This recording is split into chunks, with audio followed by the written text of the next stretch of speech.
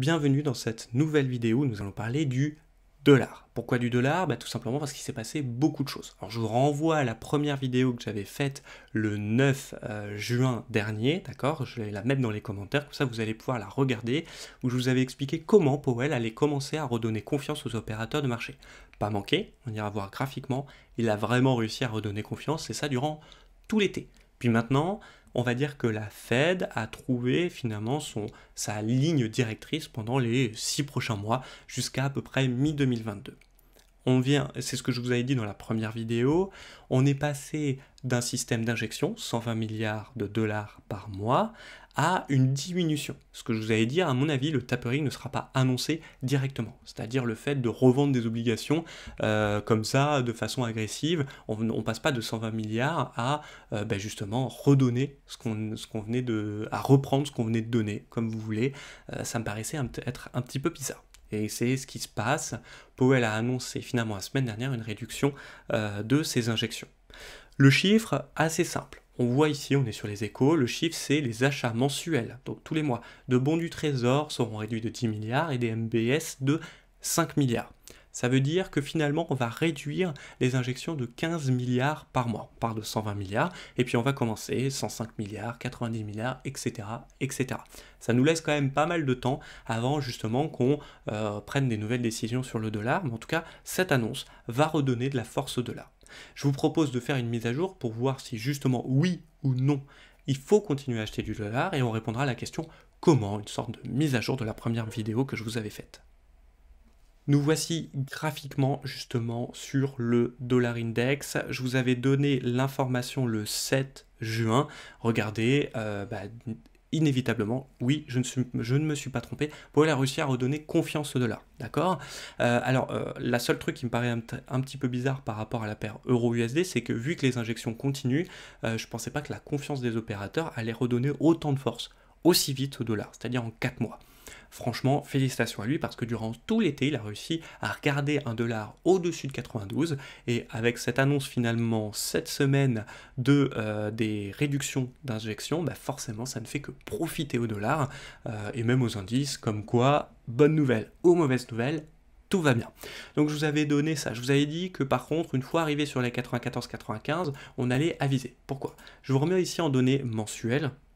D'accord, on est ici en données mensuelles.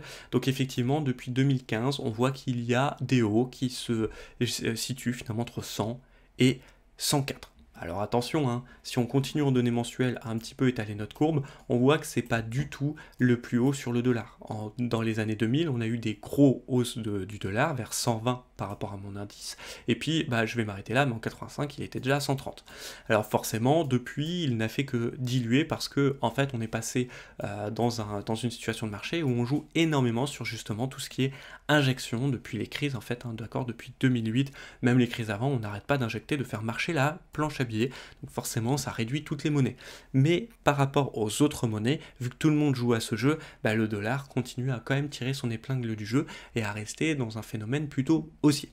Voilà, on peut voir que les prochaines alertes, vous pouvez vous mettre des alertes par exemple sur 98, ça me paraît pas déconnant, on va passer en données hebdomadaires, jusqu'à 98 on peut continuer à racheter du dollar. Par contre après, et surtout si on y arrive très prochainement, il faudra se méfier. 1, il faudra voir les annonces que Powell va nous pondre, et 2, il faudra peut-être se dire, ok, là je vais arrêter d'acheter du dollar, je vais peut-être commencer à revendre un petit peu ce dollar ou à changer d'actif.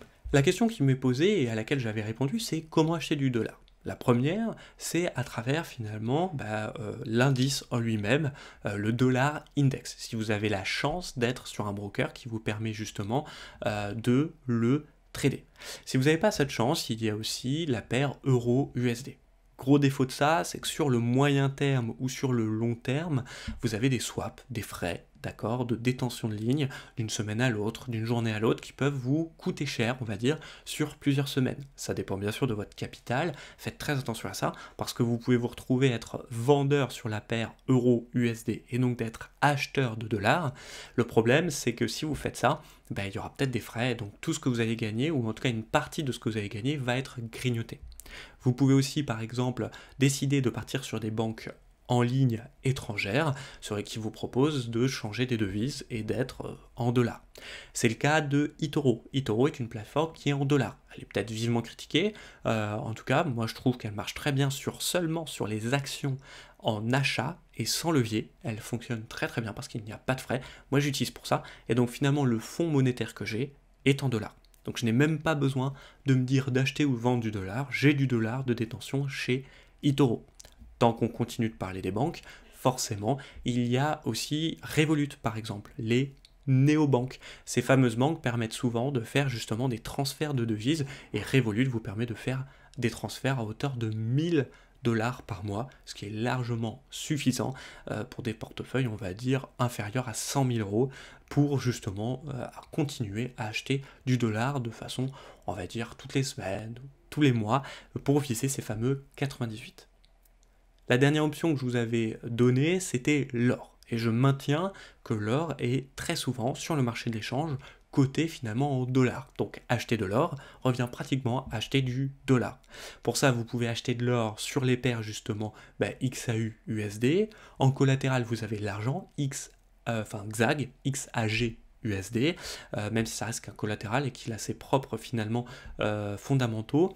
Moi, je resterai plus sur l'or en lui-même. Ces marchés-là ont un gros problème, c'est que ces marchés sont comme le marché du forex, le marché des matières premières. La plupart des courtiers vous proposent des frais de détention pour ces lignes-là, d'une journée A à une journée B ou d'une semaine 1 à une semaine 2. Faites quand même du coup attention à vos frais si votre compte ne vous permet pas d'acheter de cet or-là. Vous pouvez aussi acheter de l'or physique à travers des pièces. 4 x 9, d'accord, c'est-à-dire 99,99% d'or dans la pièce, d'accord. C'est ce qui nous permet de faire aujourd'hui ça. Vous pouvez acheter plein de pièces, on en parle dans les incorruptibles, ou sinon bien sûr acheter des pièces avec tout le temps cette règle des 4 x 9 et puis qui appartiennent un petit peu plus à la collection. N'oubliez pas qu'il y a l'aspect collection, donc méfiez-vous à cet aspect-là. Pourquoi? Parce que je pense qu'il faut un petit peu plus s'y connaître et faire très attention.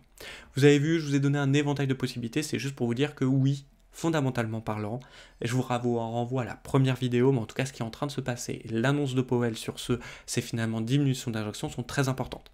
Il faudra néanmoins faire attention à quelque chose, à autre chose, c'est les taux d'intérêt. Les taux vont rester les mêmes, en tout cas de l'autre côté de l'Atlantique, et donc du coup ils ne vont pas bouger. Il faudra quand même se méfier, et ils ont annoncé fin 2022 pour éventuellement bouger ces seuils-là, mais il faudra vraiment rester attentif au moment où ils vont remonter les seuils. Pourquoi? Parce que même une toute petite réhausse peut avoir énormément d'impact sur les marchés, mais aussi et bien sûr sur le dollar.